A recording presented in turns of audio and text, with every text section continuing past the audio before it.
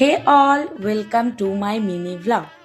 তোমরা হয়তো ভাবছো এত আয়োজন কিসের জন্য। বলছি চলে গিয়েছিলাম ছেলের আন্টির আইবুড়ো ভাতের অনুষ্ঠানে। সেখানে কাটানো কিছু সুন্দর সুন্দর মুহূর্ত তোমাদের সাথে শেয়ার করছি। আইবুড়ো হাত হলো বাঙালি সংস্কৃতির একটি অন্যতম জনপ্রিয় প্রাক-বিবাহ অনুষ্ঠান। এটা সাধারণত হবু বর বা কনের অবিবাহিত জীবনের শেষ ভোজ, যা বিয়ের 1 বা 2 দিন আগে পরিবারের সদস্যরা আয়োজন করে।